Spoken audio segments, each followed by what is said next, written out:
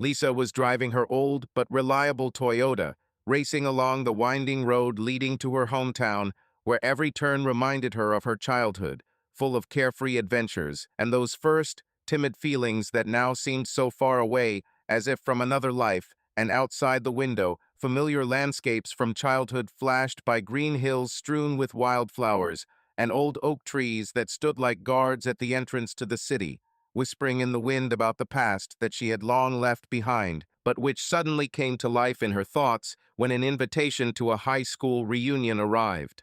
She was traveling alone because John, her husband, was staying home with the children, twins Michael and Emma, who had just started school and needed constant attention. And Lisa thought that was just as well, because sometimes you just want to be alone with yourself, to remember the girl you once were, before life had caught her up in a whirlwind of family worries, work, and those small joys that formed the basis of a happy marriage.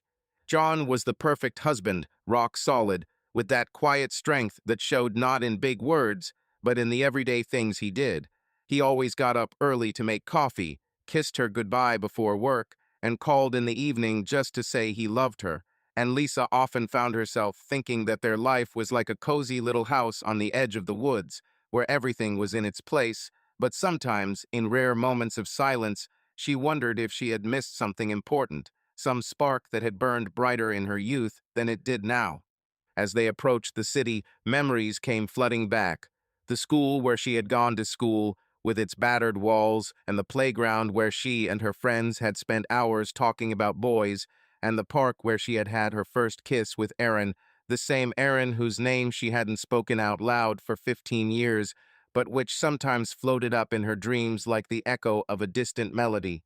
Lisa smiled at her thoughts, shaking her head to clear them away nonsense. She was happy with John. Their marriage was not just a habit, but a real bond built on trust and shared dreams, because they had bought a house in the suburbs together, where the garden bloomed with apple trees in the spring, and every weekend they had family picnics where the children squealed with joy, and John cooked barbecue, telling funny stories from his work as an engineer, where he designed bridges that connected not only the banks of rivers, but also people, as he liked to say. Their daily routine was filled with warmth. In the mornings, Lisa would make oatmeal with fruit, John would read the newspaper, commenting on the news with that irony that always made her laugh, and in the evenings they would put the children to bed, reading stories about adventures, and then, in the silence of the bedroom, they would cuddle, whispering about plans for the future, maybe a trip to Europe when the children were older, or just renovating the kitchen to make it even cozier.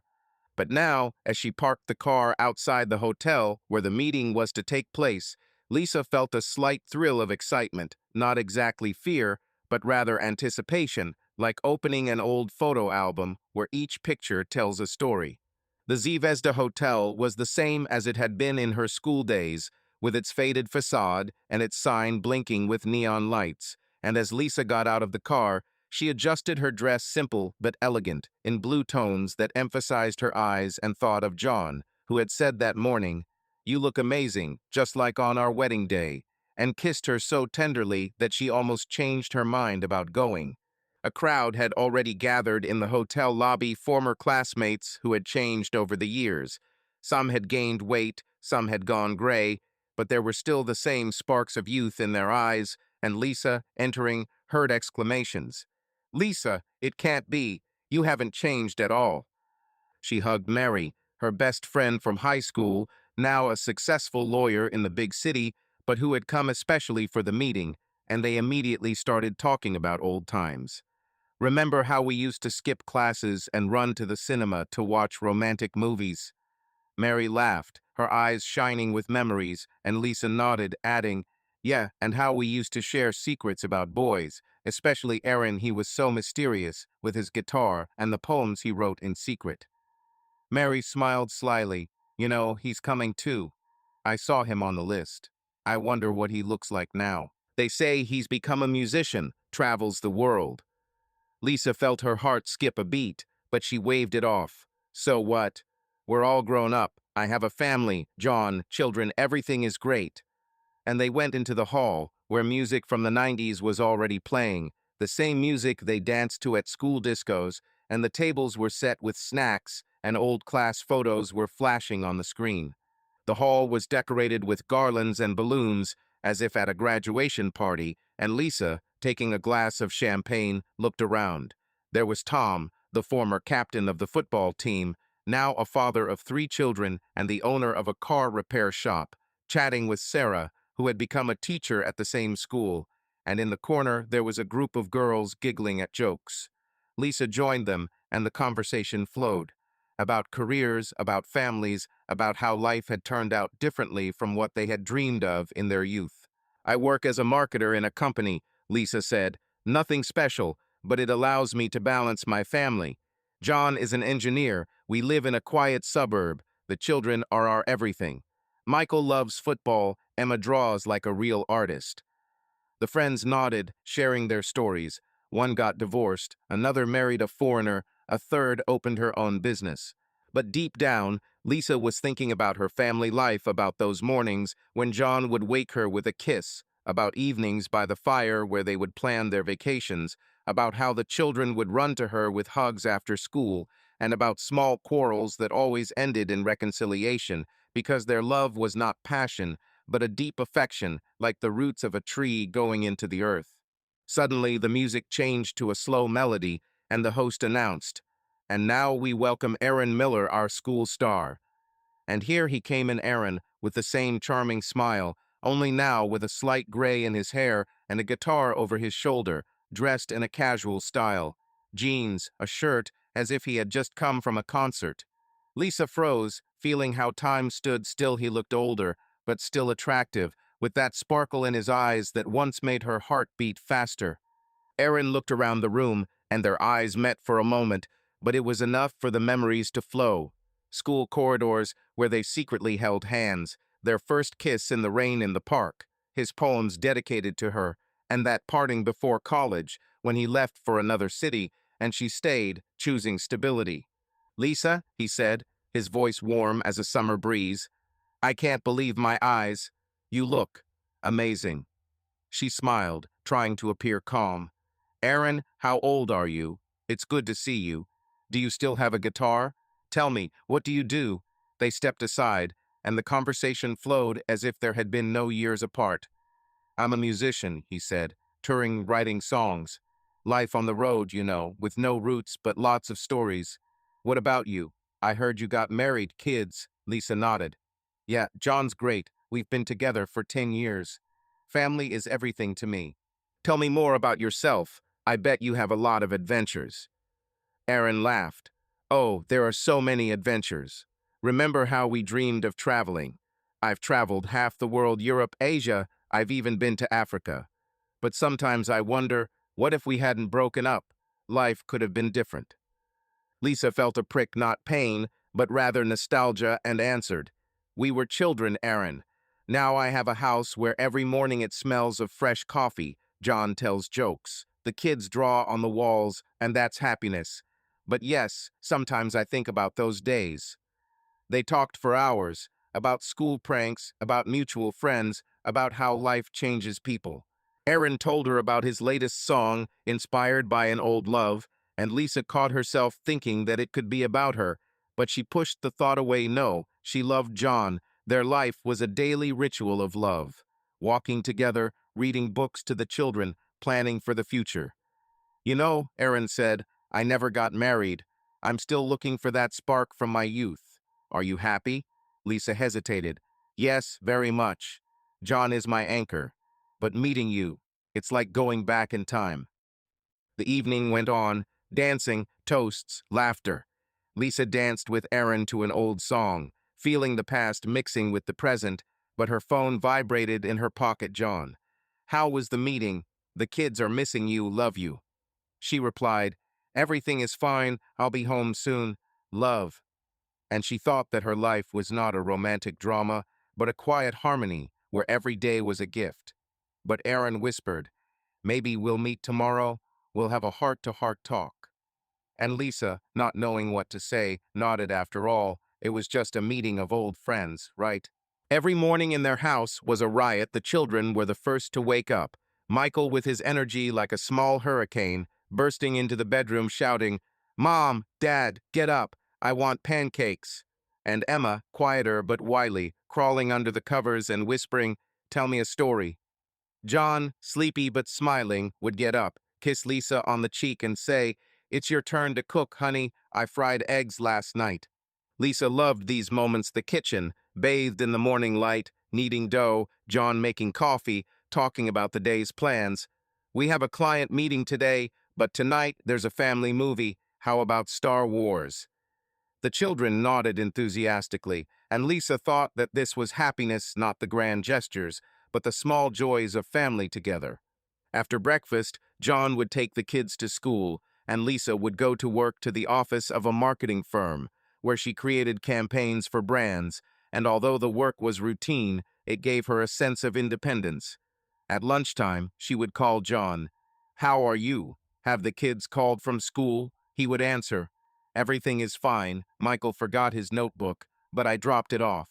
Love you." In the evening, they would have dinner together. Lisa would cook pasta with sauce, a recipe from her mother, and there would be conversations around the table.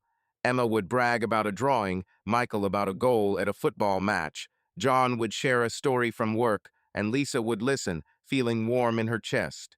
After dinner, there would be a ritual, bathing the children, telling stories, and finally, time for two. They would sit on the sofa. John would hug her. "Are you tired? Let me massage your shoulders." And Lisa melted, remembering how they met at a conference where he approached her with a joke, and since then they have been inseparable. But sometimes, in the silence, Lisa thought of Aaron, of the passion of their youth, of kisses under the stars, of letters full of poetry. John was different, stable, predictable, but that was what she valued. "You are my home," she told him. And now, at the meeting, Aaron stood next to her, and the past seemed so alive. They chatted on. "Remember that school trip we had to the mountains?" Aaron asked. "We were lost in the woods, and you were crying, and I sang to comfort you." Lisa laughed.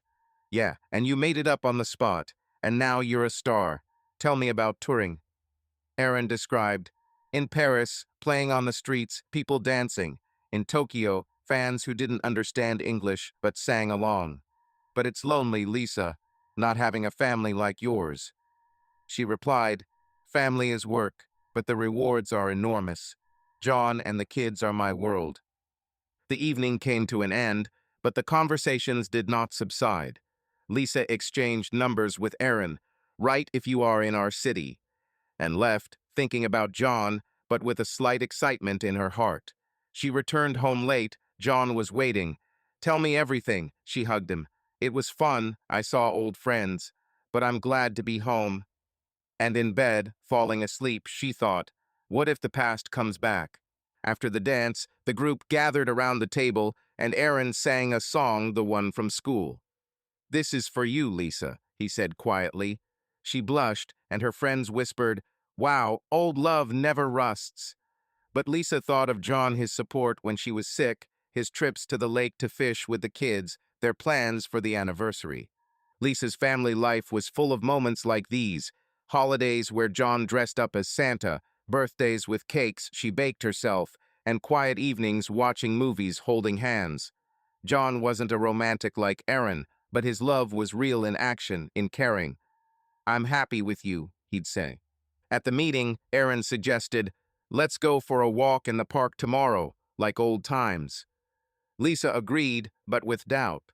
What would John say? She called him, "Honey, I'm staying the day to see my girlfriends." He replied, "Sure, enjoy it. Love you." Lisa sat on a bench in the old city park, where the oak leaves rustled in the light autumn wind and the air smelled of dampness and memories. Opposite her, on the same bench where they had once sat, holding hands, as schoolchildren, Aaron sat. His guitar lay next to him, carelessly thrown on the grass, a symbol of the freedom that he seemed to have never lost. Lisa adjusted her scarf, feeling her heart squeeze slightly from a strange cocktail of emotions, nostalgia, curiosity, and slight anxiety. She wasn't sure if she had done the right thing by agreeing to this walk, but something deep inside, some quiet voice, whispered that she needed to close this chapter of the past in order to move on. Aaron looked at her with the same soft smile he had so many years ago, and in his eyes there were sparks that she remembered all too well. "Remember how we used to sneak out of class here?" he began, leaning back on the bench and looking up at the sky, where the clouds floated lazily, as if they were in no hurry. Miss Harris, our literature teacher, was furious when she found out we'd missed her Shakespeare test, and we were just sitting here talking about how we were going to travel the world. Lisa smiled, fiddling with the edge of her scarf. "Yes, I still remember how you promised that we would go to Paris, eat croissants, and look at the Eiffel Tower. I believed every word you said then, Aaron. You could paint such vivid pictures that I could almost see them, those streets, the cafes, the smell of freshly brewed coffee. And you blamed me for dreaming too much," he continued, his voice a little quieter, as if he were trying to peer into those distant days. "And I said that dreams are fuel. Without them, life is just routine. You laughed then and called me a failed poet." "Well, I was practical," Lisa replied, looking at his hands, which were tapping nervously on the bench. "I always thought that dreams were great, but you needed something real. A house, a job, a family. You know, I couldn't just up and move away with you like you suggested before graduation." Aaron nodded, but there was a shadow in his gaze. "Yeah, I know. You chose college, stability, and I got in an old van and went looking for myself. Remember that van, with the hole in the roof that let the rain in and the cassette player that chewed up the tape?" Lisa laughed, covering her mouth with her hand. "Oh my God, yes. We'd listen to Nirvana and argue about which song was better, Come As You Are or Smells Like Teen Spirit. You'd always pick the latter because you said it was pure energy, and I'd say the former was about us, about how we were trying to be ourselves but were afraid." "You were always deeper than me," Aaron said, leaning a little closer. "I wrote poetry, sang songs, but you saw the essence of things. Remember how we used to lie on the grass by the river? You looked at the stars and said that each one was someone's story. I wrote a poem then, right there on a diner napkin. Want me to read it to you?" Lisa felt a warmth in her chest, but quickly pulled herself together. "Aaron, that was 100 years ago. Do you still have those napkins?" He grinned, pulling a tattered notebook from his pocket. "Not napkins, but I copied it here. Listen." He turned to the page, his voice softer, but with the same passion she remembered. "Under the stars where time stands still, your eyes are my compass in the night. We are young, and our hearts do not know how far our paths will take us." Lisa froze, the words echoing in her soul, and she suddenly remembered that evening, the smell of the river, his hand on her shoulder, the feeling that the whole world belonged to just the two of them. "You always had a way of making me feel special," she said quietly, looking down at her shoes to avoid meeting his eyes. "But then you left, without warning. Just a note. I have to find myself. I'm sorry. I cried for a week, Aaron." He hung his head, as if the words had hit him. "I was an idiot, Lisa. Young, stupid, thinking the world was waiting for me, that I would be a rock star or something great. But you know what I learned, bouncing around the cities? Freedom is cool, but without someone by my side, it's empty. I often thought about you. How are you, married, happy?" Lisa swallowed. "I'm happy. John. He's amazing. He makes me coffee every morning, even if he hasn't slept because of work. He takes care of the kids, helps Michael with football, and reads stories to Emma. We're building a life together, a house, a garden, vacation plans. It's not Paris, it's not your tour, but it's my world." "That sounds perfect," Aaron said, but there was something like sadness in his voice. "And I'm still on the road. Concerts, bars, new faces. But sometimes I miss what was. Us. Remember our first kiss? Here, in this park, under that old oak tree?" Lisa nodded, feeling her cheeks burn. "How could I forget? It was raining. We were soaking wet, but you said it was romantic. I thought it would last forever." She paused, looking at the oak tree, which still stood like a guardian of their youth. "But then you left, and I stayed. And you know, I don't regret it. John is my home. But seeing you, it's like opening an old book you love, but no, you'll never read again." Aaron looked at her, his eyes serious. What if I hadn't left? What if we had tried? You never think about it. Lisa looked away, feeling the question hang in the air, heavy as autumn clouds. Sometimes, but it's like dreaming of another life. I have John, the kids. Michael is so stubborn, just like his father, and Emma. She draws like I did when I was a kid. John and I argue, of course, but then we make up, and I know he'll always be there. And you. You were a dream, Aaron. A beautiful one, but unrealistic. He smiled, but it was a bitter smile. Maybe you're right. I've always been a dreamer. Remember how we planned our trip? You wanted Italy, I wanted India. We argued until we were hoarse, but then we kissed and laughed. I wrote a song about it, you know. Call it 2 Tickets. Sing, Lisa said suddenly, surprised at her own request. Aaron picked up his guitar, ran his fingers over the strings, and the melody flowed, soft as the evening breeze. 2 tickets to nowhere, 2 dreams on the same road. You and I, under a sky of stars, but how can we find the past? His voice trembled, and Lisa felt her eyes sting with tears. She remembered them sitting in his room, him tuning his guitar, and her doodling in her notebook, dreaming of a future that never came. When the song ended, they were silent. Finally, Lisa said, "You're talented, Aaron. Always have been. But why didn't you come back? You knew where to find me." He sighed, putting his guitar away. "I was afraid. I was afraid you weren't the same anymore, that you had your own life. And I was right, you have John, the kids. And I'm still that guy with the guitar, looking for something that might not be there." "You'll find it," Lisa said quietly. "You always did. Remember when we were looking for the 4-leaf clover? You found it in 5 minutes and gave it to me. You said it was good luck." Aaron laughed. "And you kept it in a journal, right? I remember you writing your thoughts in there, reading parts of it, and I tease you about being a writer." "I have, in a way," she replied. "Marketing is also stories, only for brands. But you know, sometimes I write for myself. Stories, poems."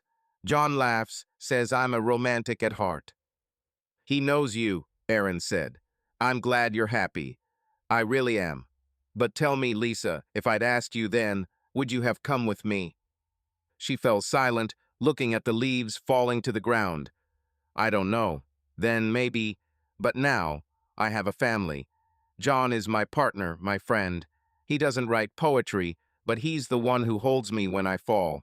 And you were my first what if." They stood up and walked down the path, reminiscing about their school days, hiding in the supply closet from the principal, dancing at prom, Aaron singing for her at the school concert while she blushed in the front row. "You were my inspiration," he confessed. "Every song is a little bit about you." "Don't say that," Lisa begged. "It's not fair. I have a life, Aaron. I love John. I don't want to go back to the past." "I'm not asking you to come back," he replied. "Just give me one more day. Be with me like you used to. No strings attached, just friends." Lisa looked at him, feeling her heart torn between duty and curiosity. "Okay," she said, "but just for a day. Then I'm going home. To John, to the children." They walked into the evening, reminiscing, laughing, arguing about music and life. Aaron talked about his tours, about night concerts in Berlin, about fans in Seoul, about the time he slept in a park because he couldn't afford a hotel. Lisa shared stories about their children, about the time Michael broke a window with a ball and Emma drew a picture of their family on the wall. John said it was a masterpiece. She laughed. "He put a frame around it, and now it's our gallery." "He sounds like a cool guy," Aaron said. "I'd like to meet him."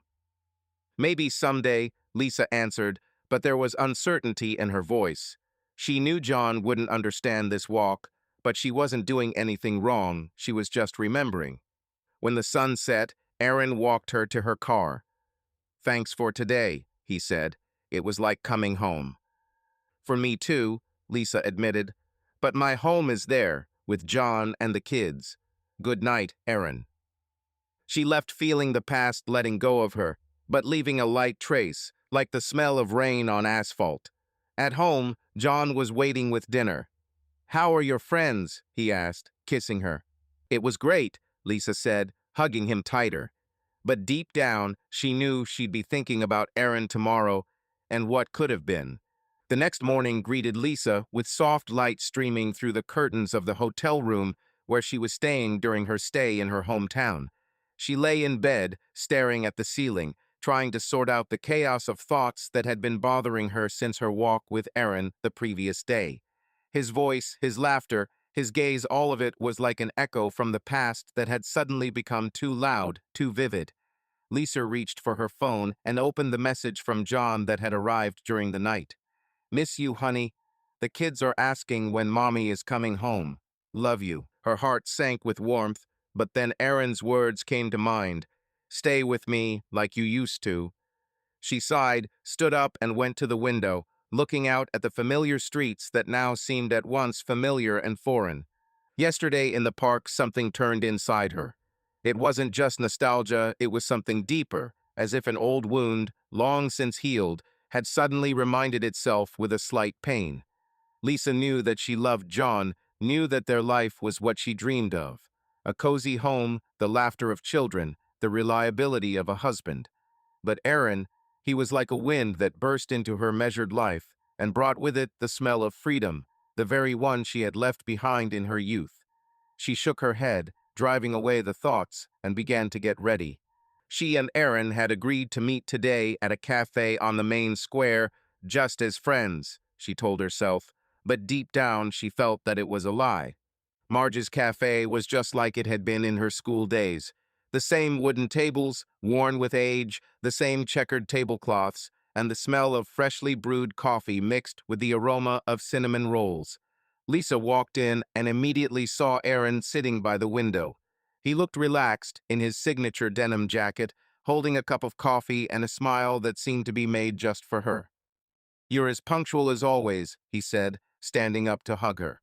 His embrace was warm, but Lisa quickly pulled away, afraid that she would linger in it longer than necessary. "Habit," she replied, sitting down across from him and ordering a latte.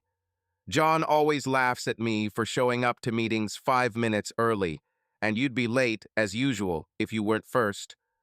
Aaron laughed, and his laugh was so familiar that Lisa felt something inside her flutter.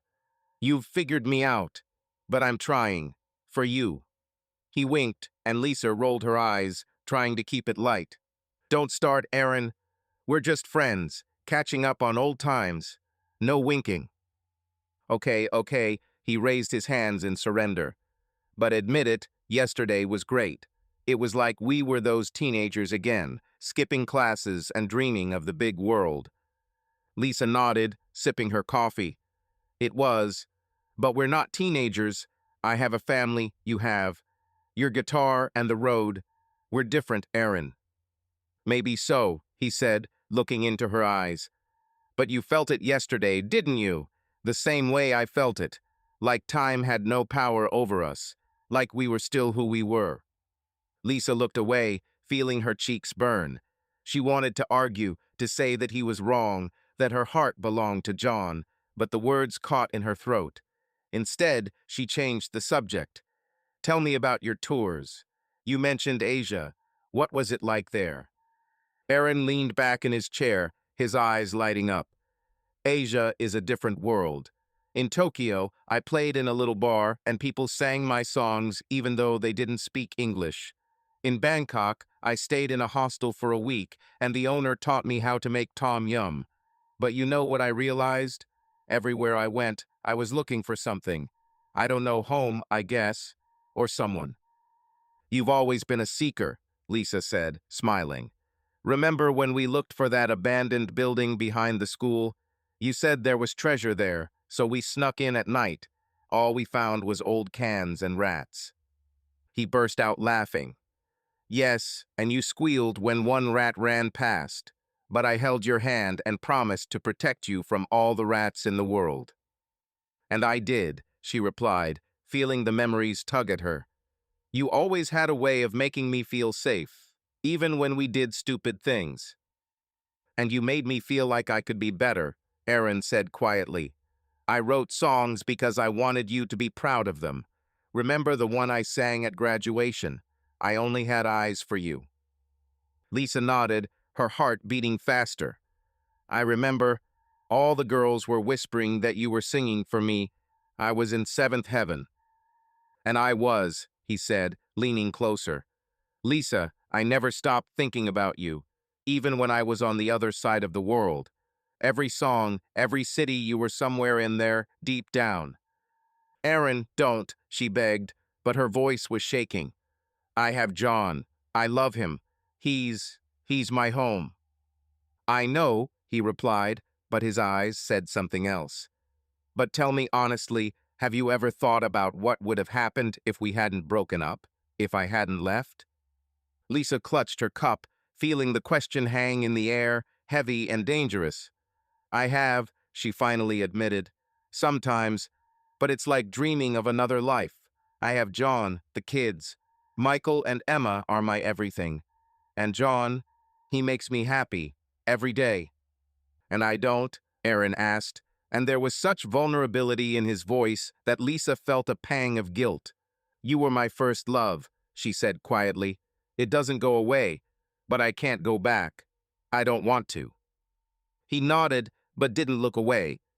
Then give me one more day. Just one. Let's go to the old movie theater like we used to. Watch some stupid movie and laugh. Nothing more, I promise. Lisa hesitated, but something in his gaze, a mixture of hope and longing, made her agree. Okay, but this is the last day, Aaron. Then I'm going home. The theater was the same, small, with worn seats and the smell of popcorn. They got tickets to an old comedy they both loved in high school and sat in the back row, just like they used to. During the movie, Aaron whispered jokes to her, and Lisa giggled, feeling like she was 17 again. You were always so annoying at the movies, she whispered when he made another joke about the main character. And you always laughed, he replied, and his hand accidentally touched hers. Lisa froze, but did not move away. It was an innocent touch, but it seemed to light a spark that she had tried so hard to extinguish. After the movie, they walked around town, stopping at familiar spots, the bookstore where they used to buy comics, the diner where they ate fries after school. Remember when we used to bet on who could eat a burger first? Aaron asked, ordering them coffee. Yes, and you cheated by distracting me with conversation, Lisa laughed. I almost choked then. But I was ready to save you, he said, his tone becoming more serious. I was always ready, Lisa, even now. She looked at him, feeling something inside her tears. Aaron, stop. You know I'm married. I can't. We can't. I'm not asking you to give up everything, he said. But I feel it. And you feel it. That spark, it's not dead. It's still here. Lisa was silent, her heart pounding. She knew he was right, the attraction was there, it burned as in their youth, but now it was dangerous. She thought of John, his smile, the way he held her in the morning, the children waiting for her at home. But Aaron was here, and his gaze, his voice, his warmth drew her like a magnet. I don't know what I feel, she finally admitted. You're like a storm, Aaron. You come in and you turn everything upside down. And John, he's my anchor. I can't lose that. What if this isn't a loss, but a return, he asked. What if we missed something important back then, and now we have a chance? Lisa shook her head. You don't understand. I have a family. I can't just go and destroy everything for the sake of. For the sake of what? A dream? It was beautiful, but that's the past. They stood by the river, where they had once kissed in the rain. Aaron took her hand, and this time she didn't pull away. Just tell me you don't feel anything, he said. Tell me, and I'll go away. Lisa opened her mouth, but the words wouldn't come. She felt his warmth, his breath, and for a moment she wanted to forget about everything, about John, about the children, about her life. But then she remembered their house, the smell of coffee in the morning, Michael's laughter, Emma's drawings, and she pulled her hand away. I can't, Aaron. I love John. This isn't a game. He nodded, stepping back. I understand. But if you change your mind, You know where to find me." They said goodbye, and Lisa left for the hotel, her heart breaking. She called John, and his voice, warm and familiar, was like a lifeline. "I'll be back soon," she said. "I love you." But as she fell asleep, she thought about Aaron, and about the spark that, no matter how hard she tried, would not go out. It was a quiet morning in Lisa's hometown, with a light mist drifting over the river and birds singing in the park. She woke up in her hotel room with the conversation with Aaron the night before imprinted on her, like a fingerprint on glass barely noticeable, but noticeable if you looked closely. Lisa lay staring at the ceiling, trying to convince herself that she had it all under control, that she was just meeting up with an old friend to close the book. But when her phone vibrated and Erin texted her coffee at Marge at 11, "Just you and me," like old times, her heart sank. She knew she should decline, text something like "sorry, busy, heading home," but her fingers typed "okay, see you later." Lisa put the phone down, feeling two voices fighting inside her. One reminded her of John, the children, their cozy home. The other whispered that one meeting wouldn't change anything, that it was just coffee, just a conversation. She dressed carefully but discreetly: jeans, a white blouse, a light cardigan, her hair pulled back into a loose bun. Lisa thought of John in the mirror, how he'd said to her that morning when he'd walked her out the door, "You're always beautiful, even in your pajamas," and kissed her so tenderly that she'd almost changed her mind about going to the reunion. But now she was here, and Aaron was waiting, and something in her, a part of her that she'd long since buried, craved this moment. Lisa grabbed her bag and walked out, trying not to think about what she was doing. Marge's cafe greeted her with the familiar ringing of a bell above the door and the aroma of freshly brewed coffee mixed with vanilla buns. Aaron was already sitting at a table by the window, wearing his signature denim jacket, holding an espresso and a smile that seemed to melt any ice. "You're here," he said, standing up, his eyes lighting up as if he'd been waiting for this his whole life. Lisa felt a warmth in her chest, but quickly reminded herself, "It's just coffee." "I couldn't turn down the best coffee in town," she replied, trying to keep her tone light, and sat down opposite him. The waitress, an older woman with a kind smile, took Lisa's order, a latte, and they were left alone, surrounded by the hum of conversation and the clink of spoons on cups. "You look like you did back then," Aaron began, sipping his coffee and looking at her over the top of his cup. "I'm serious, Lisa. It's like time hasn't touched you. That same sparkle in your eyes." She rolled her eyes, but smiled. "Flatterer, you always knew how to give compliments. Remember how you once said my eyes were like lakes, and I laughed because it sounded so corny." He laughed, leaning back in his chair. "Hey, I was a young poet. Give me a chance, I tried then. And you blushed and pretended not to care. But I knew you liked it." Lisa shook her head, feeling her cheeks warm. "You were impossible. Remember how we snuck into the school auditorium at night so you could play me your new song? We almost got caught when the janitor turned on the lights." "Oh yeah," Aaron perked up, his voice warming. "I wrote that song in one night because you said you liked ballads, and you were sitting on stage and I was playing, and the moon was coming through the window. God, Lisa, it was like a movie." She nodded, feeling the memories come alive, bright and warm, like old photographs that had suddenly acquired color. "You sang about the road and the stars, and I thought you would be famous. And here you are, a musician, a traveler. You have achieved everything you dreamed of." "Not everything," he said quietly, his gaze growing serious. "I dreamed of many things, Lisa, and some of those dreams were about you." She froze, clutching her cup. "Aaron, don't start.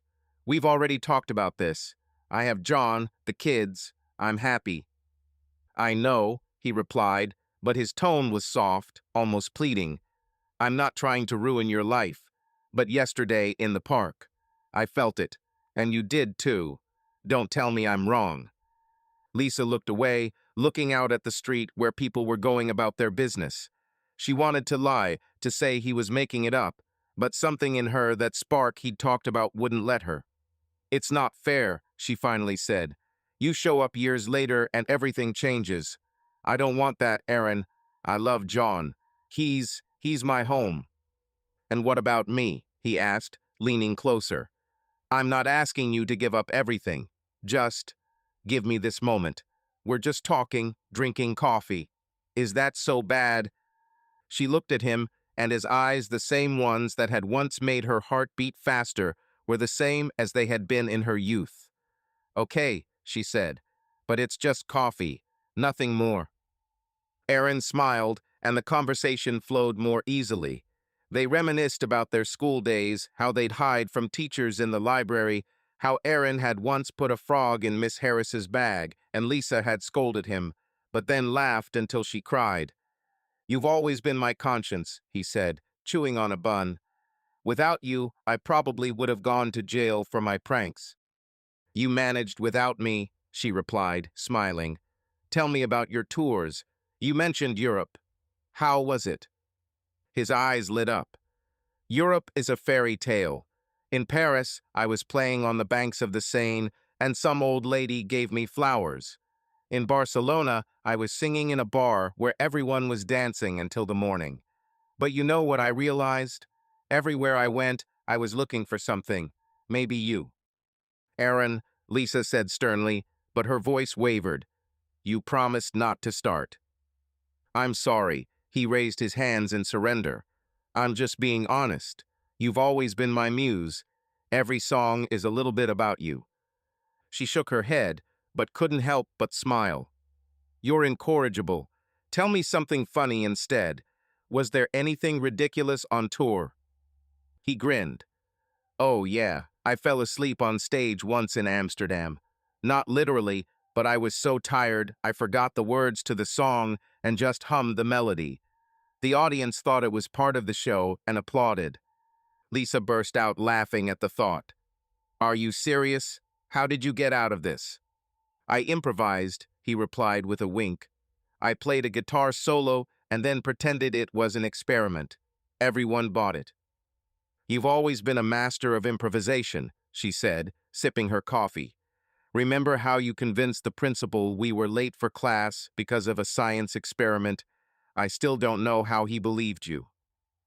Charisma, Aaron replied smugly, and they both laughed.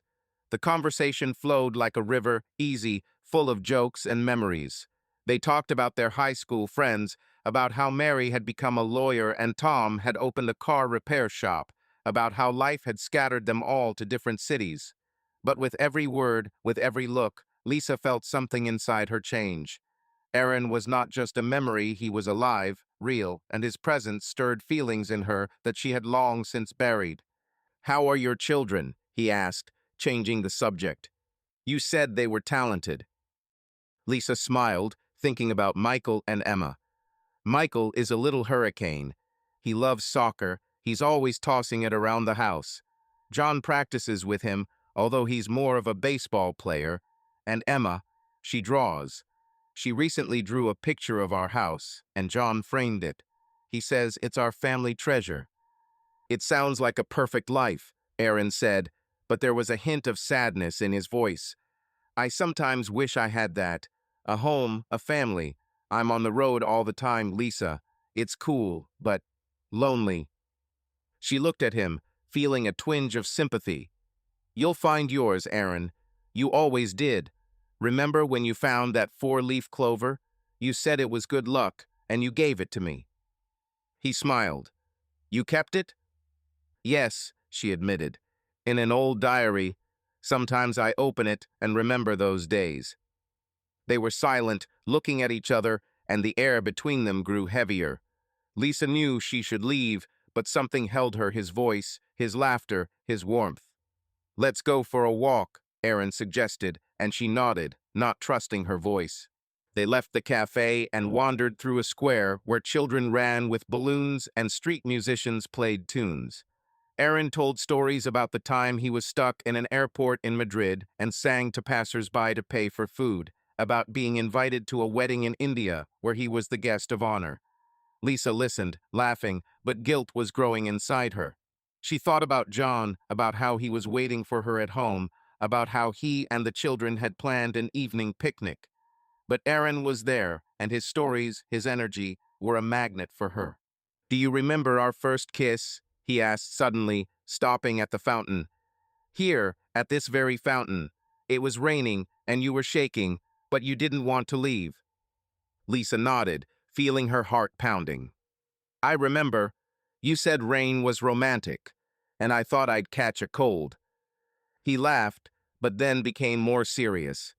"I've never forgotten that moment, Lisa. You were. You're still like that. I look at you and I see the same girl." "Aaron," she began, but he interrupted gently. "I'm not asking you to change anything. Just give me a little more time. One day, we're just walking, talking. It's not a crime, right?" She looked at him, and his eyes were so sincere that she couldn't refuse. "Okay," she said, "but that's all. Just a day." They spent the entire day together walking in the park, eating ice cream, laughing at old jokes. Aaron sang her a new song he'd written the other day, and Lisa found herself thinking it was about her about them. "Are you still writing for me?" she asked, half jokingly. "Always," he said, and his voice was so serious that she felt something inside her break. They sat on a bench, watching the sunset, and Aaron took her hand. This time she didn't pull away. His fingers were warm, and the touch was like a bridge to a time when they were young, in love, full of hope. "I don't know what I'm doing," Lisa whispered, looking at the river. "I love John. I don't want to lose him." "I know," Aaron said, "and I don't want to be the one to ruin your life. But I can't pretend I don't feel anything. You're my first love, Lisa, and I think it's my last."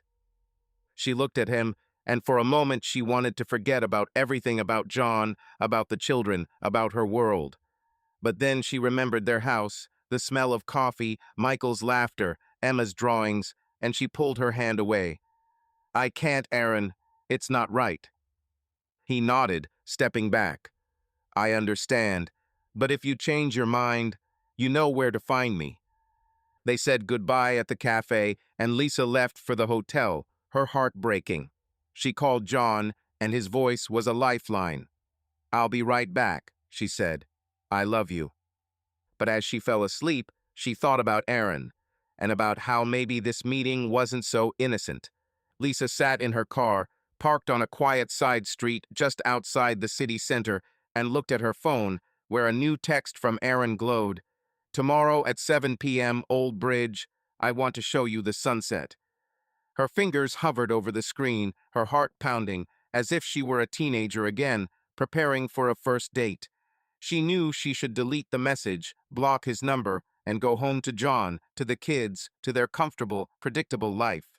But instead she wrote, "Okay, see you tomorrow." Lisa leaned back in her seat, closing her eyes, and felt something dangerous flaring inside her, like a spark ready to turn into a fire.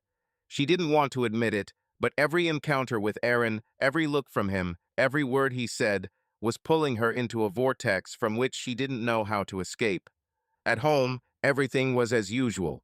John greeted her with a smile, hugging her so tightly that she almost felt the guilt, like a physical weight on her chest. "Are you tired, honey?" he asked, setting her dinner plate in front of her herb-roasted chicken that he was making using her mother's recipe. Michael and Emma were already sitting at the table, chatting about school, Michael bragging about scoring a goal at practice, Emma showing her a drawing of a colorful house with a garden, with them all holding hands. Lisa smiled as they listened, but her mind was elsewhere, on the park bench where Aaron held her hand, or in the cafe where his laughter was music. "Are you okay?" John asked, noticing her thoughtful look. She nodded, forcing her smile wider. "Just thinking about work. I'm fine." But the lie, even the smallest one, left a bitter taste. The next evening, Lisa told John she would be late for a meeting with colleagues on a marketing project. He didn't ask questions, just kissed her and said, "Don't push yourself too hard, I love you." She left the house feeling like a traitor, but her feet carried her to the old bridge where Aaron was waiting. He was leaning on the railing, guitar over his shoulder, looking out at the river, painted gold by the sunset. "You came," he said, turning around, and his smile was so warm that Lisa forgot everything for a moment. I was afraid you'd change your mind. Me too, she admitted, stepping closer. Aaron, I don't know what I'm doing. This is wrong. He stepped towards her, but didn't touch her, just looked into her eyes. Then why are you here? Lisa, I'm not forcing you. If you want to leave, I'll understand. She was silent, looking out at the water where the last rays of sunlight were reflected. I don't know, she said finally. When I'm with you, I feel alive, like I'm 17 again. But then I come home, and John is there, and the kids, and I love them. I don't want to lose them. I'm not asking you to lose anything, Aaron said quietly. I just want to be with you, just a little bit, just like that. They walked along the river, and the conversation flowed as if they had never been apart. Aaron talked about his last concert in a small town, where the audience sang with him until midnight, and Lisa shared stories about their children, how Emma once painted a portrait of their dog, and Michael tried to teach the dog to fetch a ball. But there was something unsaid between their words, a tension that grew with every glance, with every casual touch. When they stopped by an old oak tree, Aaron took her hand, and this time Lisa did not pull away. His fingers were warm, and the touch was like a bridge to a time when they had been free, in love, full of dreams. Remember how we kissed here? He asked, his voice low, almost a whisper. You were shivering from the cold, and I was holding you, and we thought the whole world was ours. Lisa nodded, feeling her throat tighten. I remember. But Aaron, that was then. I have a different life now. What if this life isn't all yours? He asked, stepping closer. What if a part of you is still here with me? She wanted to argue, but his gaze, his closeness, stopped her. For a moment, she allowed herself to imagine what it would have been like if she had chosen him then, all those years ago. The roads, the concerts, the nights under the stars. But then she remembered John, his morning kisses, his jokes, his reliability, and she backed away. I can't, Aaron. It's too dangerous. He nodded, but didn't let go of her hand. Then just give me this evening. Nothing more. We just hang out, talk, like friends. But they both knew it wasn't friendship. They stayed up late into the night, laughing, reminiscing about school pranks, the time Aaron stole chalk from the chemistry room to write a love letter on the board, and Lisa scolded him, but then giggled at his sloppy writing. You were always like that, she said, smiling, full of ideas that could get us into trouble. And you've always been my anchor, he replied. Without you, I'd probably fly off into space. They stopped at a café where Aaron ordered hot chocolate for them, and they sat looking at the stars. Are you happy with him? He asked suddenly. With John? Does he give you everything you want? Lisa thought, fiddling with her spoon. He gives me a home, love, stability. We build a life together, quarrels, reconciliations, plans for the future. He doesn't write poetry like you, but he's the one who's always there. And I can't be there, Aaron said, and there was bitterness in his voice. I know, I'm the wind, and you're a tree with roots. But Lisa, when I'm with you, I feel like I'm alive. She looked at him, and her heart sank. Me too, she admitted in a whisper. But it's wrong. I can't live two lives. They were silent, finishing their chocolate, and Lisa felt two worlds fighting inside her, one where she was a wife and mother, the other where she was young again, in love, free. Aaron walked her to the car and hugged her goodbye long, tight, so that she felt his heartbeat. I don't want to lose you again, he whispered. You're not losing me, she replied, but her voice was shaking. You just can't hold me. She left, thinking about what she was doing the whole way to the hotel. At home, John texted her, The kids are asleep, waiting for you. Love you. Lisa replied, I'll be there soon. Love you. But deep down, she knew she was already playing a dangerous game. The next few days were a strange dance. Lisa would tell John she was working late or meeting her friends, but instead she would go to Aaron's place, to a café or for a walk, or to a small bar where he would sing to her. Each time she promised herself it would be the last, that she would stop, but his voice, his warmth, drew her like a magnet. They talked about everything: his travels, her children, dreams that had never come true. "I'd like to see the world with you," he said one day as they sat by the river. "We could go to Italy, drink wine, and walk the streets." "You know I can't," Lisa said, but her heart sank at the thought of what it might be like.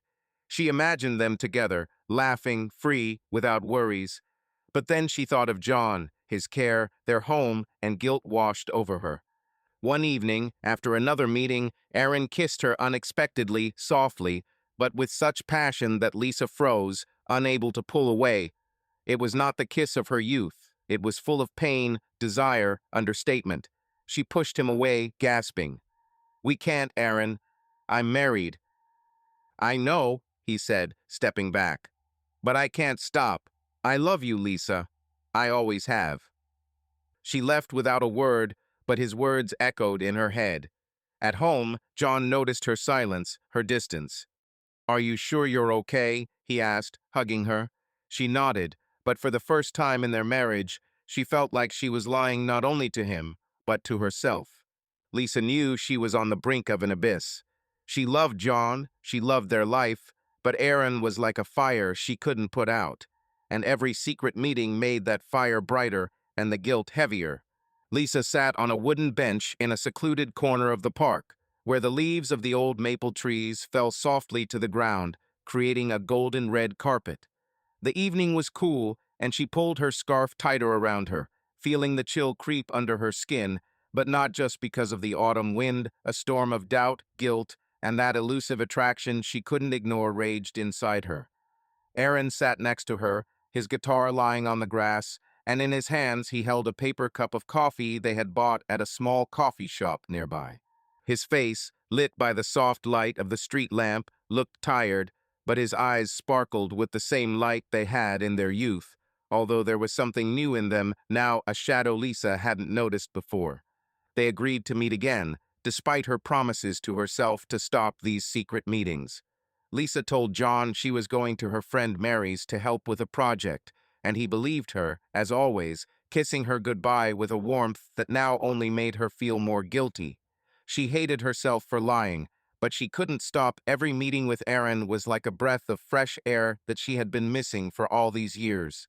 He was quieter than usual today, and Lisa noticed his fingers fiddling nervously with the rim of his cup. "You seem a little thoughtful today," she said, trying to keep her tone light. "Have you composed a new song, or are you just tired of me?" Aaron smiled, but it was a forced smile. "Tired of you? Never. Just thinking about the past, about how things turned out. Not just for us, but for me too." Lisa looked at him, curiosity mingling with concern. "What do you mean? You've always been a free spirit, Aaron. The road, the music, performing all over the world. Isn't that what you dreamed of?"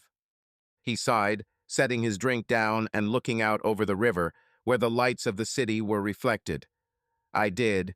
And for a while it was cool. I played in bars in Paris, sang on the streets of Rome, even played at a festival in India. But then I realized it's not so much fun when you're alone. When you come back to an empty room and there's no one there but a guitar and memories." Lisa was silent, feeling his words weigh heavily on her heart. She had always imagined Aaron as free as the wind, living without looking back, but here was a man whose life was not as bright as she had thought. "You never said this," she said quietly. "I thought you were happy. You were always so alive." He turned to her, his eyes full of the pain he had hidden for so long. "I was married, Lisa. Did you know?" She froze, feeling the ground slipping out from under her feet. "No, you never mentioned it. When? With whom?" Aaron looked away, as if it was hard for him to speak.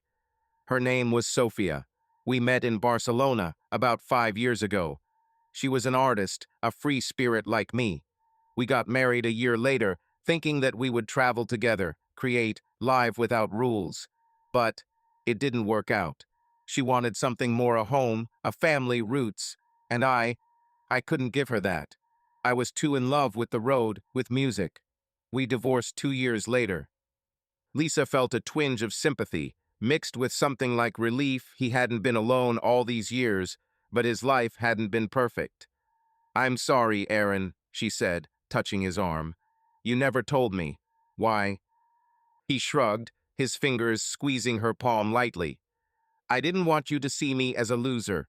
You always thought I'd achieve everything I dreamed of.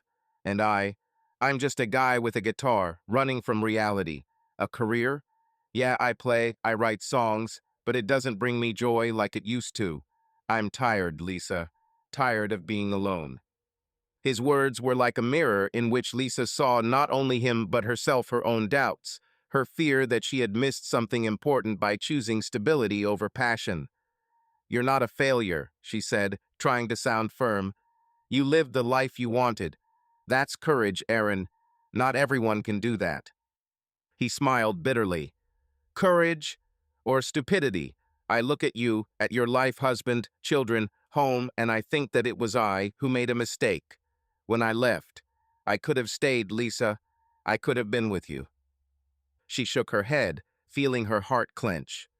"Don't say that. We were kids. We didn't know what we wanted. I chose John, and I don't regret it. He's my home."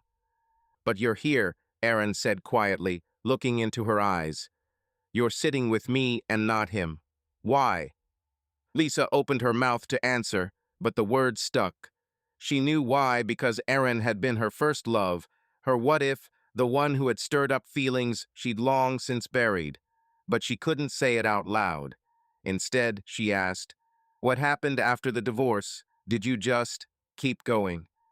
He nodded, letting go of her hand and leaning back against the bench. "Yeah, I'm back to music, back to the road. But it's not the same.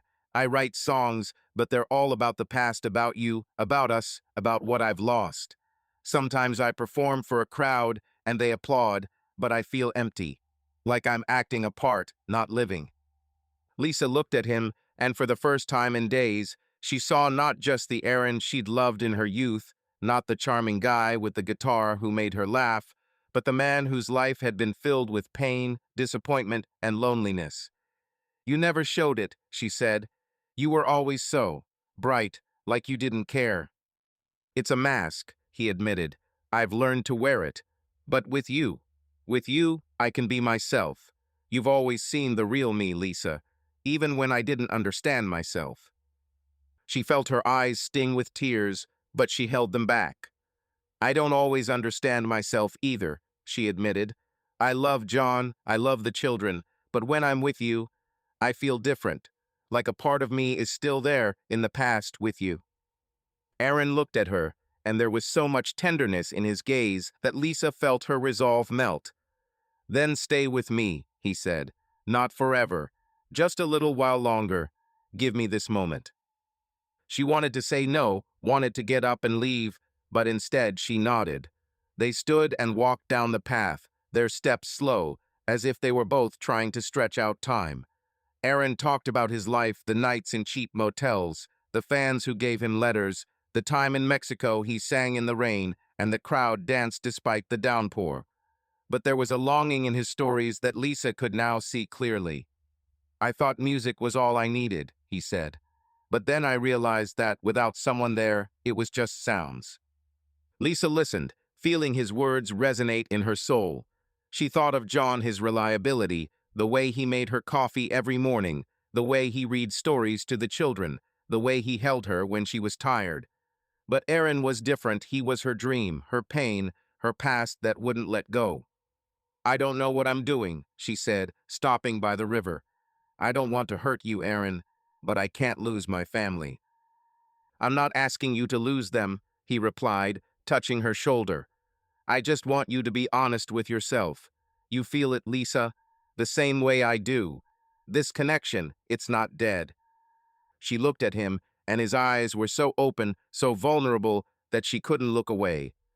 "I feel it," she admitted in a whisper, "but that doesn't mean I can give up. John, he doesn't deserve this." Aaron nodded, but his hand remained on her shoulder. "I know, and I don't want to be the one to ruin your world. But I can't pretend I don't love you. I've tried, Lisa, all these years. But every time I write a song, I think of you. She felt tears welling up and turned away, looking at the river. You're making this harder, she said. I don't want to choose. I shouldn't have to choose. They stood in silence, the air between them heavy with unspoken words. Finally, Aaron said, Come on, I'll walk you to the car. It's late. They walked back, and Lisa felt each step take her further away from Aaron, but closer to home, to John, to her children, to the life she valued so much. But deep down, she knew that a part of her would remain here, with him, with his pain, his music, his love. When they reached the car, Aaron hugged her, not in the hopeful way he had before, but softly, as if saying goodbye. If you decide this is the end, I'll take you, he said. But you know where to find me.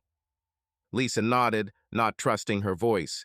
She got into the car and drove away, feeling the shadows of the past following her. At home, John was waiting with dinner. The children were already asleep, and he held her without asking anything. But Lisa knew her heart was divided, and the secret was growing heavier.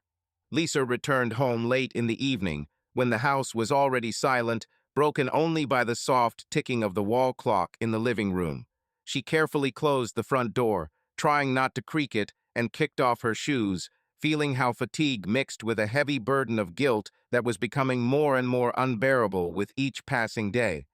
Meetings with Aaron, his words, his touches, all this was spinning in her head like a melody that is impossible to forget, but which breaks the heart. She wanted to be at home, with John, with the children, but every time the phone vibrated with a new message from Aaron, she felt herself being pulled back to that world where she was not a wife and mother, but simply Lisa Young, in love, free. The living room was lit by a soft lamp, and John was sitting on the sofa, reading a book, but his eyes were fixed on her, not on the pages. His face, usually warm and open, now seemed tense, and Lisa felt her insides tighten. You're late, he said, closing the book and setting it on the table.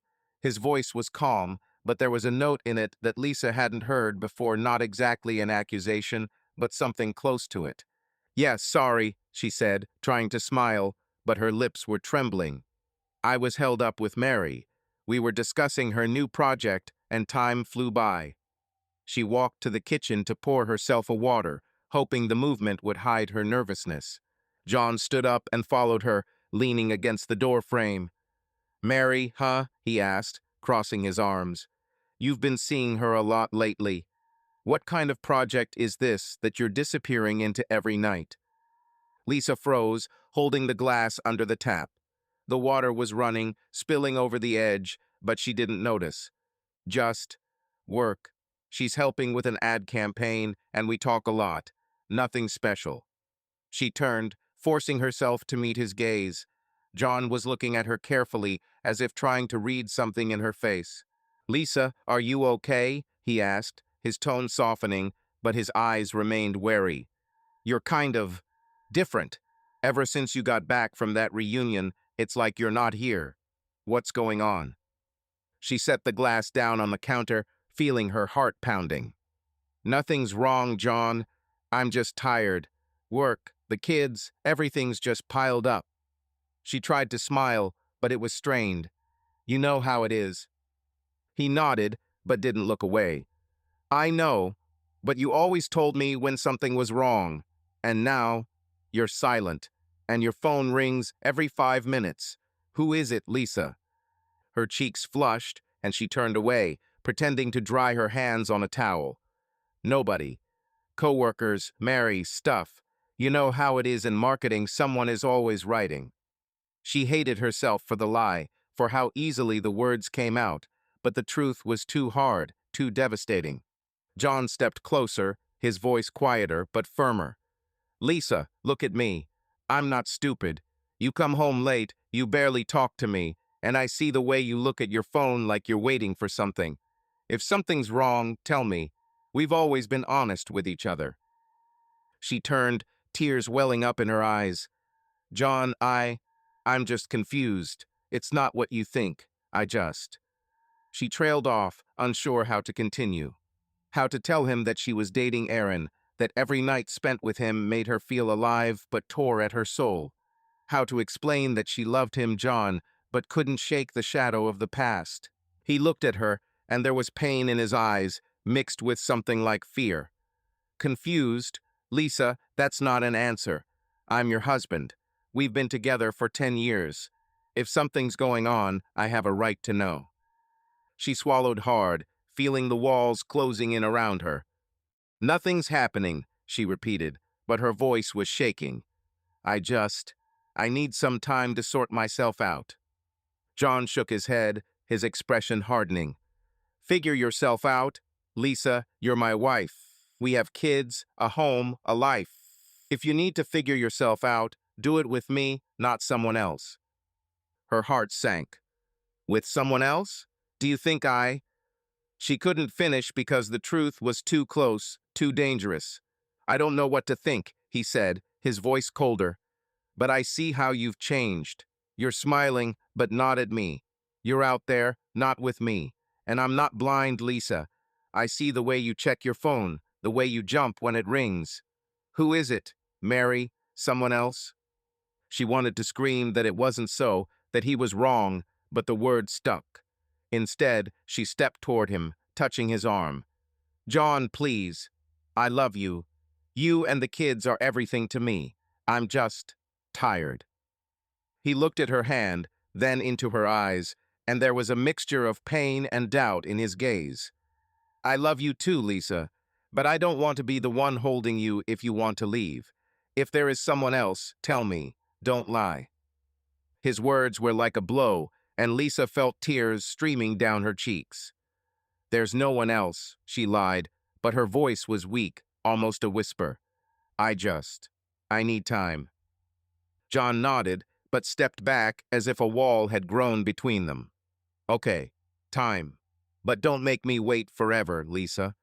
He turned and walked into the bedroom, leaving her alone in the kitchen, where the silence was louder than any words. The next day, Lisa met Aaron again. She knew she shouldn't, but his message, please come, I need to see you, was like a magnet. They met in a small bar on the outskirts of town, where the dim lights gave the illusion of privacy. Aaron looked tired, but his eyes lit up when he saw her. You came, he said, smiling. I was afraid you wouldn't want to. I shouldn't be here, she replied, sitting down opposite him. John, he's starting to get suspicious. He was asking about the phone, about my absences. I don't know how long I can keep this a secret. Aaron frowned, his fingers tightening around his glass of beer. I don't want you to lie to him, but I can't stop thinking about you, Lisa. Every time you leave, I feel like I'm losing you all over again. She looked at him, her heart breaking. Aaron, this isn't fair. You know I have a family. I can't just get up and leave. John, he's good. He doesn't deserve this. And you deserve to be happy, he said, leaning closer. Are you happy with him? Really? Or are you just used to it? Because when you're with me, I see you come alive. Your eyes sparkle, you laugh like you used to. Doesn't that mean something? Lisa looked away, feeling his words cut to her heart. I love John, she said, but her voice was unsure. He makes me happy. But you make me feel different, like I'm that girl again who dreamed of the stars. Then be that girl, Aaron said quietly. Just for one night. Forget about everything. Be with me. She shook her head, but didn't leave.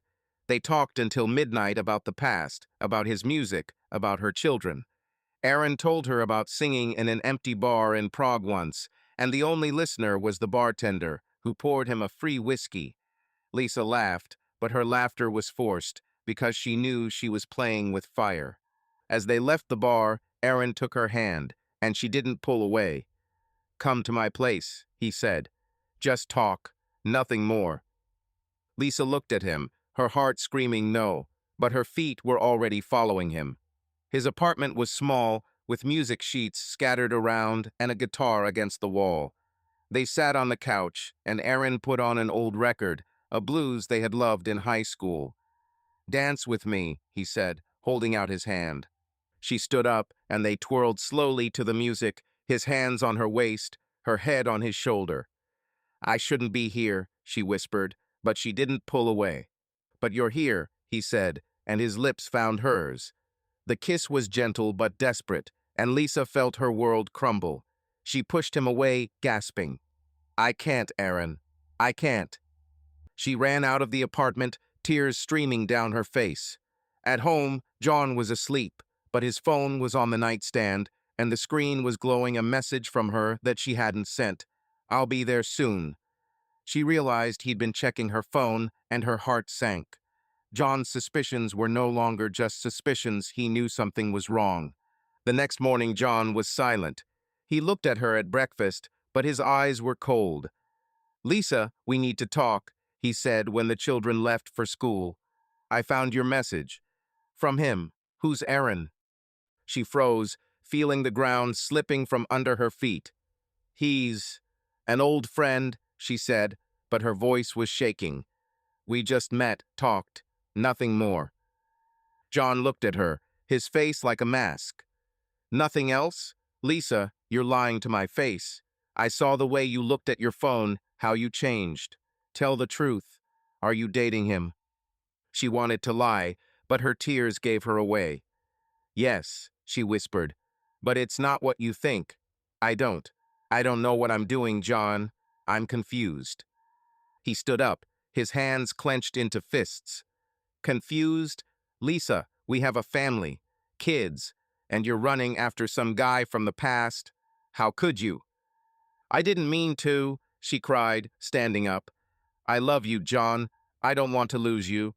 But Aaron, he's a part of me that I thought I'd lost." John shook his head, his voice quieter but heavier. "You have to choose, Lisa. I won't share you with anyone else. Either you're with me or go."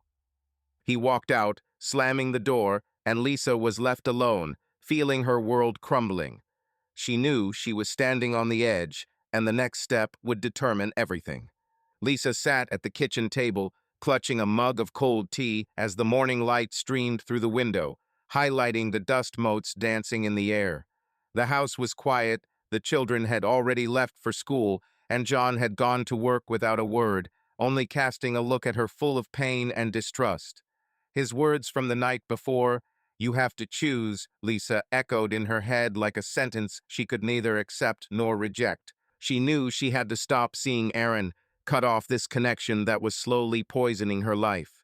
But every time she tried to tell herself, enough, his voice, his smile, his warmth rose before her eyes, and she fell into that abyss again, unable to stop. The phone on the table vibrated, and Lisa jumped as if caught in the act. A text from Aaron, "Are you okay? You left so quickly yesterday. Will we meet tonight? I need to see you." Her fingers hovered over the screen, her heart pounding, torn between wanting to answer and the fear that each new encounter would only pull her deeper into a lie. She closed her eyes, remembering their last night, his kiss, his words, "I love you, Lisa. Always have." The words were like music she couldn't stop listening to, even knowing it was destroying everything she held dear. "I can't," she typed, but didn't send it. Instead, she erased the text and wrote, "Tonight, in the park by the river, 7. She hit send and felt a wave of guilt wash over her. This is the last time, she told herself, but deep down she knew she was lying to herself, to John, to everyone. The lies had become her second skin, and each day she put them on more easily, even though each time she returned home she felt like they were suffocating her. The day passed in a blur. Lisa drove the children to school, smiling at Michael, who was chatting about his football game, and at Emma, who was showing off a new drawing of their family in front of a blooming garden. "That's us, Mom," Emma said, and Lisa hugged her, feeling her heart ache with love and pain. She wanted to be the mom, the wife they saw her as, but every time she looked at John, his questioning eyes reminded her that she was not that anymore. At work, she sat at her computer, staring absently at the presentation she had to prepare for the next day's meeting. Her coworkers were joking about their weekend plans, but Lisa was barely listening. Her thoughts were with Aaron, his voice, his touch, the pain he had shown her so openly the last time. She remembered him talking about his divorce, the emptiness that haunted him despite his music, his travels. "You're the only thing that keeps me alive," he had said, and the words had hooked her, refusing to let go. That evening, she lied to John again. Mary asked to meet. She's having problems with a project, she said, avoiding his gaze as she packed her bag. John stood in the doorway, his arms crossed, looking at her with the same mixture of hurt and suspicion as yesterday. Mary again, he asked, his voice level but with steel in it. Are you sure it's Mary, Lisa? Because I called her today. She said she hadn't seen you in a week. Lisa froze, her heart skipping a beat. She turned, forcing a smile even though everything inside her was screaming with panic. Did you call Mary? John, why? I told you, we're working on a project. She probably forgot. She's got a lot of things to do. He stepped closer, his eyes cold. Forgot? Lisa, I'm not an idiot. You come home late. You barely look at me. You're always on your phone. I know something's wrong. Tell me the truth. Who is he? Her throat tightened and she felt tears welling up, but she swallowed them back, clinging to the lie like a lifeline. There's no one, John. I need time. Work, stress, everything's been piling up. Please trust me. He looked at her long and hard, and Lisa felt his distrust cut like a knife. I want to believe you, he said finally, but I don't know for how long. Don't make me feel like a fool, Lisa. He turned and walked into the living room, leaving her alone in the hallway, her heart pounding and feeling like she was drowning. In the park, Aaron waited for her by the river, sitting on a bench with his guitar in his hands. He played a soft melody, his fingers sliding over the strings as if he were speaking to her through the music.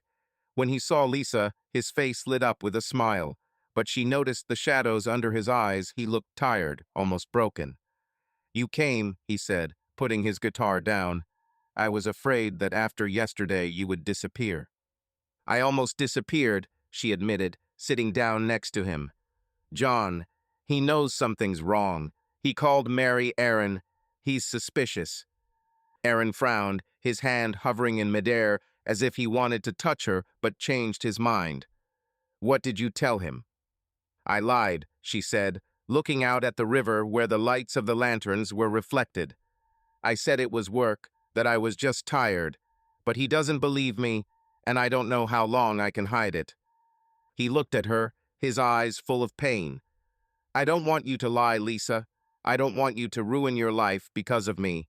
But I can't stop thinking about you. Every time you leave, I feel like I'm losing you all over again. She turned to him, her voice shaking. You don't understand, Aaron. I'm losing myself too. I love John, I love the kids, but when I'm with you, I feel different. Like I'm that girl again who dreamed of the stars. But this isn't real. This isn't my life. What if this is your life? He asked, leaning closer. What if you're just afraid to admit that you want something different? I'm not asking you to give up everything. But give me a chance, Lisa. Give us a chance. She shook her head, tears stinging her eyes. I can't. You're a dream, Aaron, and John is reality. He's the one who's always there, who holds me when I fall. You make me fall. He took her hand, and this time she didn't pull away. His fingers were warm, and that warmth was like poison she couldn't resist.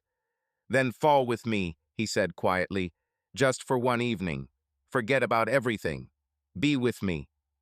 Lisa wanted to say no, wanted to get up and leave, but instead she stayed. They walked along the river, their steps slow, as if they were both trying to stop time. Aaron talked about his last days, about how he had written a new song, but hadn't dared to sing it because it was too personal, too much about her. Lisa listened, feeling his voice envelop her like music she couldn't stop listening to. Sing to me, she said suddenly, stopping. I want to hear. He looked at her, as if trying to figure out if she was serious, and then nodded. They sat down on the grass, and Aaron picked up his guitar. His fingers touched the strings, and the melody began to flow, slow and wistful, as if he were pouring out his soul. In your eyes is my lost home, in your laughter is the road to nowhere. I run, but always come back to you, my star, my trouble. His voice trembled, and Lisa felt tears streaming down her cheeks. She knew this song was about her, about them, about what they had lost and what they were still trying to find. When he finished, they were silent, looking at each other. "You always knew how to break my heart," she whispered. "And you are mine," he answered, and his hand touched her cheek, wiping away a tear. She wanted to pull away, but she couldn't. His closeness was too strong, too real. They sat there for a long time until the night enveloped them, and Lisa felt her world crumble with every word, every look. It was after midnight when she got home. John was waiting for her in the living room, his face stony. "Where have you been?" he asked, his voice low, almost menacing. "With Mary," she lied, but her voice wavered. We discussed work." He stood up, his eyes full of pain. "Lisa, stop. I know you're lying. I saw your message. In the evening, in the park by the river. It's not Mary, is it? Who is he, Lisa? Tell me." She froze, feeling the ground slipping out from under her feet. "John, She wanted to lie again, but his gaze stopped her. "He's an old friend. We just met, talked, nothing more." "Nothing else?" His voice broke. "Do you think I'm blind? You come home late, you barely look at me, you lie to my face. I'm your husband, Lisa. I deserve the truth." She felt tears streaming down her face. "I don't know what to say, John. I'm confused. I love you, but I don't know who I am when I'm with him." John stepped back, his face pale. "With him? So it's true? You're seeing someone? Lisa, how could you?" "I didn't mean to," she cried, her voice shaking. "I don't know how this happened. I love you, John. I don't want to lose you." He shook his head, his eyes full of pain. "You're already losing me, Lisa. You're losing us. If you can't be honest, if you can't choose, then I don't know how we can go on." He turned and walked into the bedroom, slamming the door behind him, and Lisa was left alone, feeling her world crumble. She knew she had to stop, but the thought of Aaron, his voice, his pain, wouldn't go away. And in that moment, she realized that her lies, her secrets, had become a net she didn't know how to escape. The silence in the house was deceptive, like the calm before the storm. Lisa sat in the living room, leafing through a magazine, but her gaze slid over the pages, not lingering on the words. Her thoughts were elsewhere with Aaron, with his latest message, which she reread in the bathroom, hidden from John. "I need you, Lisa. Tomorrow at the old bookstore, at 6. She did not answer, but her heart pounded at the thought of meeting again, although each such step was like walking on thin ice, ready to crack under her feet. John was in the kitchen, preparing dinner, and his movements were habitually confident. He chopped vegetables, humming something under his breath, but Lisa felt the tension that was growing between them with each passing day. His questions, his looks, his silence, all this was like a shadow hanging over their house. She left the phone on the coffee table when she went to put the kids to bed. Michael wanted another chapter of the pirate book, and Emma wanted her mother to sing her a lullaby.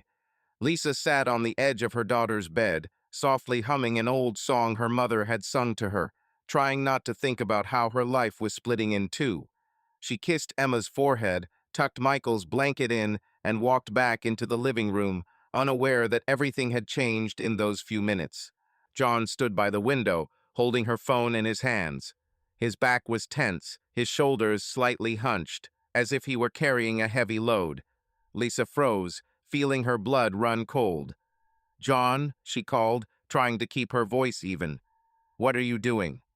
He turned, his face a mask, pale, unmoving, but his eyes burned with a pain he couldn't hide. "I wanted to check the weather," he said, his voice low, almost lifeless.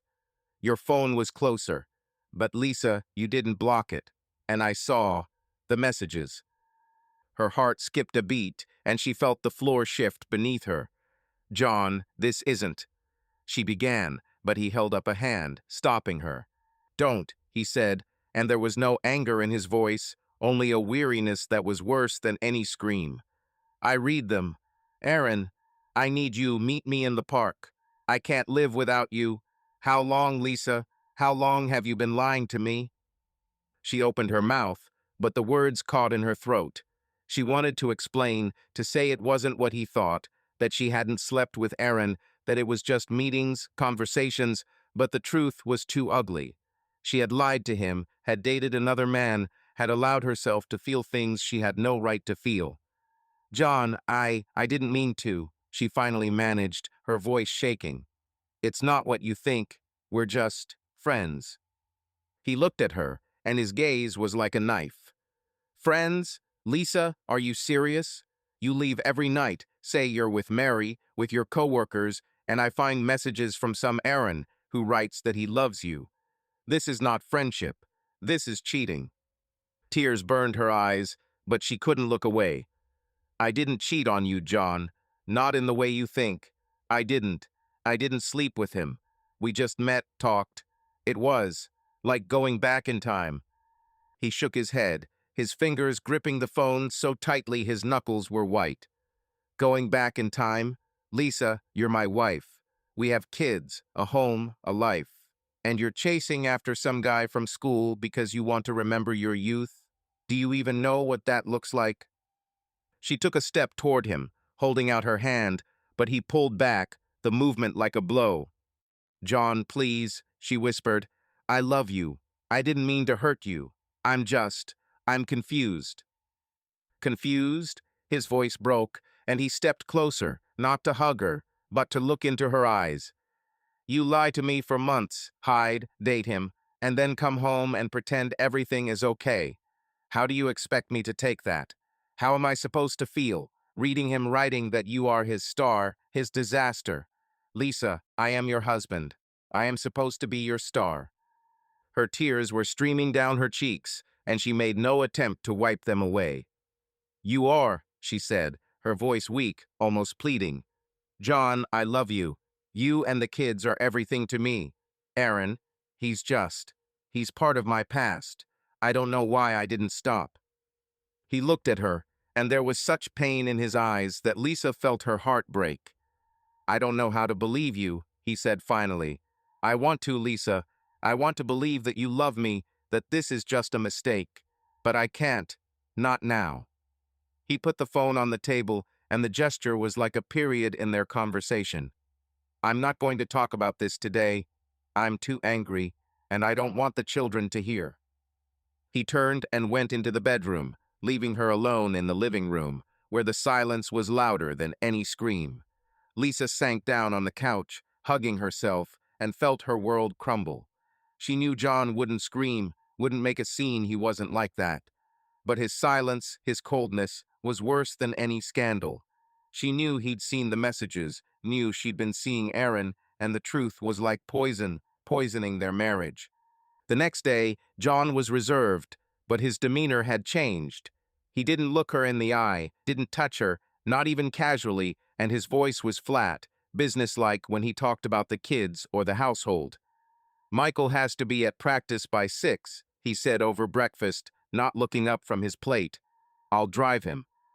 "I can," Lisa began, but he shook his head. "I will," he said, and there was no warmth in his tone, only weariness. Emma, sitting at the table, looked at them, her small face worried. "Mom, Dad, did you have a fight?" she asked, fiddling with her spoon. Lisa forced herself to smile, even though her heart was clenching. "No, honey, we're just tired. Everything's fine." But Emma didn't look convinced, and John remained silent, his jaw tense.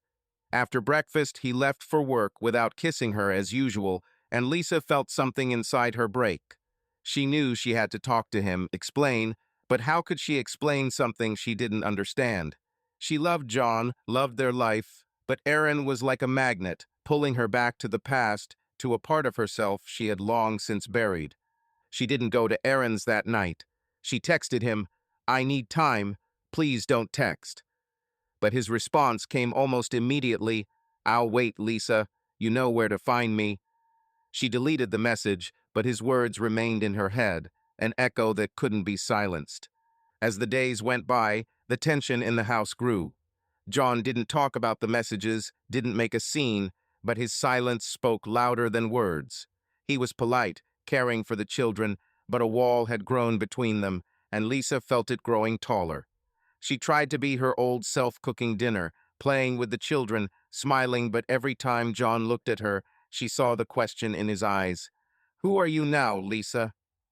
One evening, after the children were asleep, she found him in the garage, fixing Michael's old bike. "John," she called quietly, standing in the doorway, "we need to talk." He didn't look up, continuing to turn the wrench. "About what? About how you lie to me? How do you meet him behind my back?" Her throat tightened, but she forced herself to speak. "I didn't mean for this to happen. I didn't sleep with him, John. It was just meetings, conversations. I'm confused." He finally looked at her, and his eyes were full of pain. "Confused? Lisa, you're my wife. We have a family. And you're running after some guy from the past because you wanted an adventure. Do you even realize how much that hurts?" "I understand," she whispered, feeling tears streaming down her cheeks. "I didn't mean to hurt you. I love you, John. I don't know why I didn't stop." He shook his head, his voice quiet but heavy. "I don't know what to do next, Lisa. I don't know if I can trust you. But I won't tell you anything now. I don't want the kids to see us like this." He walked away, leaving her in the garage, and Lisa felt her world crumble. She knew John wouldn't forgive her easily, that his silence was his way of coping with the pain. But she also knew she couldn't continue this game, this dance between past and present. Aaron was her dream, but John was her reality, and she had to choose before she lost everything. The living room was dark, with only the soft light of a floor lamp in the corner picking out the outlines of the furniture, making it seem as if the house was holding its breath. Lisa sat on the sofa, her fingers fiddling nervously with the edge of the cushion, her eyes glued to the floor, as if the answers to the questions she was afraid to ask herself might be found there. John walked into the room, his steps heavy, as if each one required an effort not to scream. He stopped at the window, looking out onto the dark street, where the streetlights cast long, trembling shadows. His back was tense, his shoulders slightly hunched, and Lisa felt her insides tighten with anticipation. She knew this conversation had been brewing for a long time, but now that it was inevitable, she felt like a cornered animal, not ready to run or fight. "We need to talk," John said without turning around. His voice was low, controlled, but there was a steel to it that didn't bode well. "I can't pretend everything is okay anymore, Lisa. You have to tell me what's going on." She swallowed, feeling her throat go dry. "John, She began, but the words stuck, as if the truth was too heavy to get out. She knew he'd seen Aaron's texts, he'd told her so himself yesterday, but he'd kept quiet, and the silence was worse than any scream. "What do you want to talk about?" she finally managed, buying time. He turned, and his eyes, usually warm and familiar, were now cold, full of pain he could no longer hide.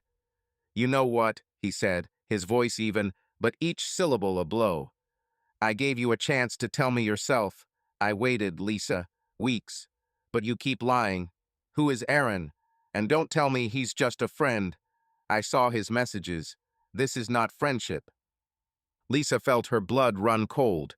She wanted to lie again, to say it was nothing, that she was just running into an old acquaintance, but his look, his voice, left her no chance. He was my boyfriend in high school," she admitted, her voice shaking. "We met at a reunion, and we started talking. That's all, John. Just talking." He shook his head, his jaw tense. "Talk? Lisa, you're gone almost every night. You say you're with Mary, with your coworkers, but I know that's a lie. I called Mary. She hasn't seen you in a month. You're seeing him, right? This Aaron. And don't tell me it's just talk. I've seen him text you. I need you. I can't live without you. That's not friendship, Lisa. That's cheating." Her heart sank, and she jumped up from the couch, tears welling up in her eyes. "I didn't cheat on you, John," she cried, her voice full of despair. "I didn't sleep with him, I swear. We dated, yes, but it was just hanging out, talking. I I don't know how to explain it." John stepped closer, his eyes narrowing. "Explain? You're lying to my face, Lisa. You come home late, you barely look at me, you check your phone every 5 minutes like you're waiting for him to call. Do you think I'm blind? Do you think I can't see how you've changed? You smile, but not at me. You're out there with him, and I'm sitting here with our kids, trying to figure out what I did wrong. Her tears streamed down her cheeks, and she made no attempt to stop them. You didn't do anything, John, she said, her voice shaking. This isn't about you. I love you. You and the kids are everything to me. But Aaron, he reminds me of who I used to be. That girl who dreamed of more, of adventure, of freedom. I don't know why I didn't stop. I tried, I swear. He looked at her, his face a mask hiding the storm inside. About that girl? Lisa, you're my wife. We have a family, a home, a life. Do you think I didn't dream of more when I was young? But I chose you. I chose us. And you. You choose him? You're chasing some guy from the past because he reminds you of your youth. Do you have any idea how much that hurts? She took a step toward him, holding out her hand, but he stepped back, and the movement was like a blow to the heart. I don't choose him, she cried. I love you, John. I don't want to lose you, to lose us. But when I'm with him, I feel alive, like I'm who I was again, before all these years, before all this responsibility. It's not that I don't love you. I don't know how to explain it. John shook his head, his voice quieter but heavier. You can't explain because you don't know what you want. You say you love me, but every night you go to him. You lie to me, Lisa. You lie to the children. Do you think they don't notice?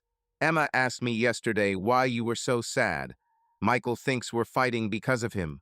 You're destroying our family, and you don't even see it. Her throat tightened, and she felt the floor shift beneath her. I'm not destroying, she whispered. I'm trying to figure out who I am. I love you, John. I don't want you to think this is about you. This is about me. I'm confused. He looked at her, and there was such pain in his eyes that Lisa felt her heart break. Confused, he asked, his voice almost a whisper. Lisa, you're my wife. We've been together for 10 years. We built this life together, a house, children, plans. And now you're telling me you're confused because some guy from the past reminded you of how you dreamed of the stars. Do you think that's an excuse? Do you think that makes your lies hurt less? I didn't mean to lie, she cried, her voice breaking. I didn't mean for it to go this far. I thought I could stop, that it was just nostalgia. But every time he texts, when he looks at me, I can't say no. I don't know why. John stepped back, his face pale. Do you love him? He asked, and his voice was so quiet that Lisa barely heard it. But the question was like a knife piercing her soul. She froze, tears streaming down her cheeks. I love you, she said, her voice shaking. You and the kids are my life. Aaron, he's part of my past. I don't know what I feel for him. It's not love, not like with you. It's like an echo that won't stop. John looked at her, and his silence was heavier than any words. Finally, he said, Echo? Lisa, you're letting this echo destroy our family. You're lying to me, hiding, dating him behind my back. Do you think I can just accept this and carry on as if nothing happened? I don't want you to just accept this, she said, stepping toward him. I want you to understand. I'm trying to figure this out, John. I don't want to lose you. I don't know how to fix this, but I'm trying. He shook his head, his eyes full of tears he was holding back. Fix it. Lisa, you broke my heart. I saw those messages. I know what he's texting you, how he feels, and I see the way you look at your phone, the way you flinch when it rings. Do you think I don't notice? Do you think I don't feel you slipping away from me? She wanted to argue, to tell him he was wrong, but the truth was too hard. I'm not slipping away, she whispered. I'm here, John. I'm with you. I don't know how to stop. He looked at her, and there was so much pain in his gaze that Lisa felt her own soul cracking. You have to choose, he said finally. I can't live like this, Lisa. I can't share you with anyone else. If you want to be with him, tell me. I'll let you go. But don't make me live this lie. Her heart sank, and she took a step toward him, holding out her hand. John, I don't want to be with him. I want to be with you. I swear I'll stop. I won't see him again. Just give me a chance. He stepped back, his face unmoving. A chance? Lisa, you've been lying to me for months. How can I trust you? How can I know you won't run to him tomorrow as soon as he texts? Do you think I can just forget about it? I'm not asking you to forget, she said, her voice full of desperation. I'm asking you to give me time. I'll do anything to fix this. I love you, John. Please believe me. He looked at her, his eyes a mirror, reflecting back her own guilt.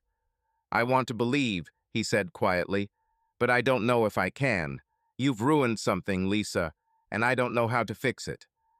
He turned and walked into the bedroom, leaving her alone in the living room, where the silence was louder than any scream. Lisa sank down on the couch, hugging herself, and felt tears streaming down her face. She knew John would not forgive her easily, that his pain was the price for her mistakes. But she also knew that she had to stop, had to cut ties with Aaron if she wanted to save her family. The next day, she texted Aaron, "We need to stop. We can't see each other anymore. I'm sorry." But his response came almost immediately. "Lisa, talk to me. Just once. I'm not letting you go that easily." She deleted the message, but his words remained in her head like a melody that could never be forgotten. John didn't talk to her about the conversation, but his behavior had changed. He was polite, caring about the children, but there was a wall between them, cold and impenetrable. Lisa tried to be her old self, making breakfast, playing with Emma, helping Michael with his homework, but every time she looked at John, she saw in his eyes the question, "Who are you now, Lisa?" She knew she was standing on the edge of a precipice. Aaron was her past, her dream, but John was her present, her home, and she had to choose before she lost everything. The autumn wind blew dry leaves across the sidewalk, and Lisa stood by her bedroom window, watching them swirl, as if trying to find their place. The house was quiet, the kids were at school, John was at work, and she was alone with herself, with thoughts that would not leave her alone. The last few weeks had turned her life into a labyrinth, where every turn led to another lie, another pain, another choice she dreaded. Aaron's text from that morning lay unread on her phone. "Lisa, we need to talk. I can't just leave. Today at 6 by the river." She didn't answer, but she knew she would. Not because she wanted to, but because she had to put an end to it for herself, for John, for Aaron. The living room where she and John had had their difficult conversation the night before still echoed with his words, "You have to choose, Lisa. I can't share you with anyone else." His voice, full of pain, haunted her like a shadow, and she knew he was right. She couldn't continue to live two lives, one as a wife and mother, and one as the young Lisa who dreamed of the stars and sang to Aaron's guitar. Today she had to make a decision, and whatever it was, it would change them all forever. The day dragged on, as if time was giving her a chance to change her mind. Lisa tried to keep herself busy cleaning the kitchen, folding the kids' clothes, answering a few work emails, but her thoughts kept returning to the two men who had become the poles of her world. John was her anchor, the man who had built a home with her, raised their children, laughed at her jokes, and held her when the world seemed too heavy. Aaron was her dream, her past, the man who had awakened in her feelings she thought she had lost. She loved them both, but in different ways, and it tore her apart. By 6 o'clock, she was at the river, where the old bridge, its paint peeling, seemed a symbol of her and Aaron's past, battered but still standing. He was waiting for her, sitting on a bench, his guitar casually lying beside him. His face, lit by the soft light of the sunset, was tired, but his eyes were as passionate as ever. "You came," he said, standing up, his voice full of relief. "I was afraid you wouldn't answer." Lisa stopped a few steps away, her heart pounding. "I had to come," she said, her voice quiet but firm. "We need to talk, Aaron. This can't go on." He stepped closer, his eyes searching hers. "Why? Lisa, I know how you feel. I can see it in your eyes, hear it in your voice. You can't just walk away. We're real. What we have is more than just the past." She shook her head, feeling tears welling up. "Aaron, you don't understand. I love John. I love our kids. I have a life I've spent years building. You, you're like a storm. You come in, you shake things up, you make me feel alive. But I can't live in a storm. I need a home." He looked at her, his face twisted in pain. "Home? Lisa, I can be your home. I know I was a fool to leave back then in my youth. But now I'm here. I'm ready to stay for you. We can travel, live the life you dreamed of. You said it yourself, the stars, adventures. I can give you that." Her heart sank, and for a moment she allowed herself to imagine that life, the roads, the concerts, the nights under the stars. But then she remembered Emma painting their family on the wall, Michael running with a ball, John making her coffee every morning, even when he couldn't sleep because of work. "You can't give me what I already have," she said, her voice shaking. "I can't leave them, Aaron. I can't ruin their world for a dream." He stepped closer, his hand touching her shoulder, and the touch was like an electric shock. "What about your world, Lisa? Are you happy? Really? Or are you just used to it? I see the way you look at me, the way you laugh when we're together. It's not a habit. It's love." She pulled back, feeling his words cut to her heart. "Maybe it's love," she admitted, her voice barely audible. "But it's not the kind of love that can live. You're my first love, Aaron. You'll always be a part of me. But John is my life. He's the one who stood by me when I fell, who built this house with me, who gave me children. I can't betray him." Aaron looked at her, his eyes full of tears. "You're already betraying him," he said quietly. "Every time you come to me, you choose me. Why can't you go all the way?" Her tears were streaming down her cheeks, and she made no attempt to hide them. "Because I don't want to lose them. I don't want my children to grow up without me. I don't want John to look at me with the pain I already see in his eyes. I love you, Aaron, but not the way I love John. You are my dream, but he is my reality." He stepped back, his face like broken glass. "You're breaking my heart, Lisa," he said, his voice shaking. "But I won't keep you. If you choose him, I'll leave. But know that I'll always be waiting. If you ever change your mind, you know where to find me." She nodded, feeling something inside her break. "Goodbye, Aaron," she whispered and turned to leave. Her legs felt heavy, as if she were leaving a part of herself on that bridge, but she knew she was doing the right thing. She was choosing her family, her life, John. When she got home, John was sitting in the living room, his face tired but his eyes full of questions. "Where have you been?" he asked, his voice even but pained. Lisa looked at him, and for the first time in weeks, she felt clarity. "I was with Aaron," she said, her voice steady despite the tears. "But I said goodbye to him, John. I chose you. I chose us." He looked at her, his face unmoving. "Why should I believe you?" he asked finally.